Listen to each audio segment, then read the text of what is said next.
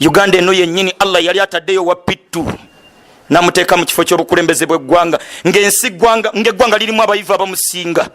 nga Allah kolobwa asazeewo pittu akulembera eggwanga. Wallahi tegwali mwaka gumu tegyali esatu Allah namutwala emyaka 18 namukozesa ebintu bingi byatakozesa ate abamu ku bamusinga obuyivu. Ampuliriza mu ntebe yennyini Allah naleeta ne professor bino byakuyiga Allah birese ne mu famire yammwe mwe muganye kuyiga gwe ddala mu famire yammwe gwe abasinga okusoma abasinga sente gwe abasinga okusoma oba gwe tusinga okutegeera. Wallahi abantu bagwera ku muntu ngati tomulaba oyo sente zalina tozimuwa anti era tozimuwa kubeera simwe muzigaba yazigaba yasaze wazimuwe.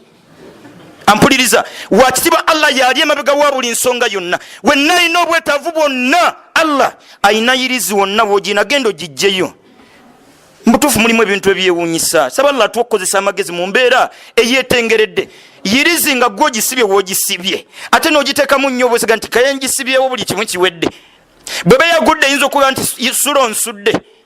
yo yennyini tayinza kuga nti sulo nsudde yadde okwekomyawo eka gwate gyota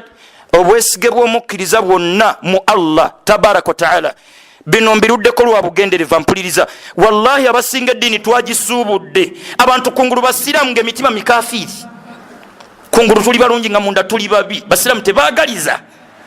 ensaalwa enge effutwa effitina biri ku mitima gyaffe kyannaku nnyo kubanga nemba walimu mwalimu aba n'ekizibu kye nga kyamwalimu munne lwaki gundi lwaki oyo. Siraamu tutereze enzikiriza ebirungi byonna bikunnyonnyolwa ku kusiiba bituufu ebirungi byonna bikunnyonnyolwa ku swala bituufu ebirungi byonna bikunnyonnyolwa ku zaka bituufu ebirungi byonna bikunnyonnyolwa ku hijja bituufu eri omukkiriza eyakkiriza Allah tabaraka wa taala eyakkiriza Allah aba yamukkiriza nti ye mugagga asembayo bwe baba bukuumi Allah bwe gaba maanyi Allah bwe baba bwesige Allah nga mbuli nsonga ye yonna bwe gaba magezi Allah. Lwaki tetumukkirize nti mugagga Allah aliisa buli kitonde? Ampuliriza Kampala ono waliwo omugagga mu Uganda ayinza otuliisayo ekyemisana kimu tibannakampala mwenna temufumba ekyemisana mujje wange gyali bwe yeetambala n'atuyita ewuwe yeetaaga okutuwa atuga nti mumpeyo emyaka 2 mujje mulyeyo ekyemisana kimu n'alondawo akakiiko akanaategeka akakiiko akaliisa ebitonde byonna Allah akalikoomu atuliisa ekyemisana atuliisa ekyenkya atuliisa ekyeggulo mu butumbaavu bwaffe netufunikira nga ate obwesige tubitadde mbiguwaguwa bisasiro sasiro maskini. Ampuliriza tusiramuke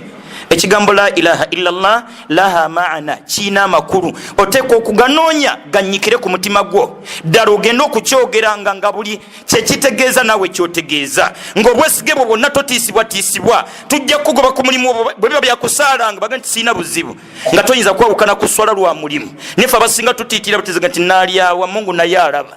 ekituufu alaba omulimu kwoku. Please tusiramuka bampuliriza tunyikize ekigambo la ilaha illallah okiddingane ng'oluvannyuma lw'eswala mu Ramadani ddala nga byekitegeeza byotegeeza astaghfirullah ddala nga weetondera Allah guno mwezi gwa kwenenya mwezi gwa kwetonda mwezi gwa kufukamira mu maaso ga Allah tukole tauba mwezi gwa kubonerera muntu ayimirire mu maaso ga Allah ng'afukamira nga ti Allah w'ekitiibwa mboneredde kambijjewe bye nnateeka we nnateeka wakitiba Allah obwenzimbu vuddeko wakitiba Allah akapapula nkawummuza astaghfirullah kyekitegeeza muntu kuwummuza bulimba muntu kuwummuza buli zambi lyamanyi tugayina era buli muntu agamanyi. As'aluka aljanna Allah ekituufu nkusaba ompe jjana ddala nga nebyokola bitegeeza kusaba jjana gye wajja sente z'okozesa sente za riba eyo wategeeza kusaba jjana. Ampuliriza tusiramuke tukozese omwezi guno twetondere Allah w'ekitiibwa tabaraka wa taala. Tojja wange nze sinze netondesesa abantu si byakwejjusisa mu busiraamu buli musiraamu agenda eri Allah tabaraka wa taala wonna wasalidde nasalira akaze 2 neyetondera Allah tabaraka wa taala mugati Allah mboneredde mbimaze bivuddeko ng'ezambi ddala ku mutima kyotegeeza